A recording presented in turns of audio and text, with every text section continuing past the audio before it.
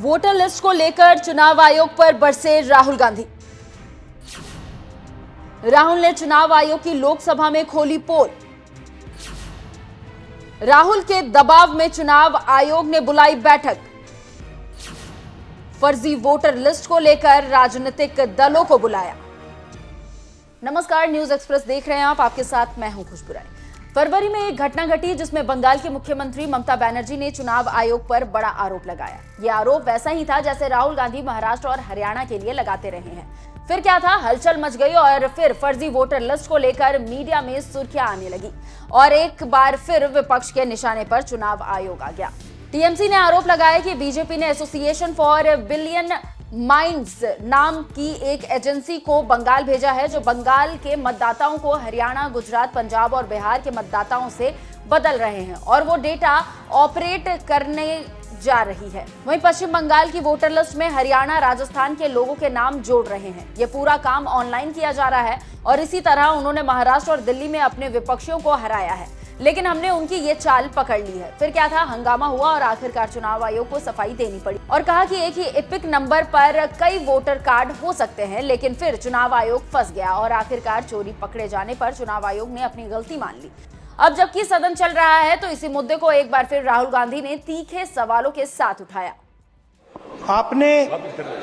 आपने सही बात बोली कि वोटर लिस्ट क्या सरकार बनाती है। मैंने नहीं बोला नहीं, आपने बोला क्या, और आपने सही बोला कि सरकार वोटर लिस्ट नहीं बनाती है।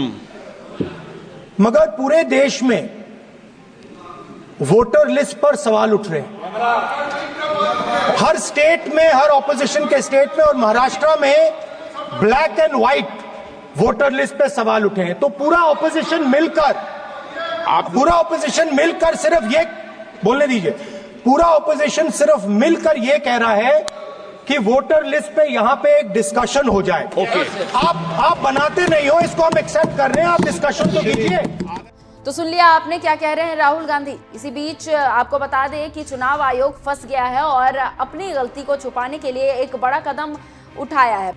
इसी को कहा जा रहा है कि राहुल गांधी के दबाव में चुनाव आयोग झुक गया है। फर्जी वोटर लिस्ट का मुद्दा इतना खतरनाक मोड़ ले चुका है और इस पर राहुल गांधी का स्टैंड इतने खतरनाक तरीके से आगे बढ़ रहा है कि चुनाव आयोग अब बुरी तरह से फंस गया है और उसी का कारण है कि अब चुनाव आयोग विपक्ष के सामने घुटनों पर है और उसी का नतीजा है कि चुनाव आयोग ने फर्जी वोटर लिस्ट को लेकर एक सर्वदलीय बैठक बुला ली है, जिसमें सभी पार्टियों के प्रतिनिधि और अध्यक्ष भाग लेंगे। इस बैठक में आयोग राजनीतिक दलों की आशंका को दूर करेगा और ये काम 3 महीने की अवधि में मतदाता पहचान पत्र के यूनिक नंबर सिस्टम को लेकर चर्चा होगी।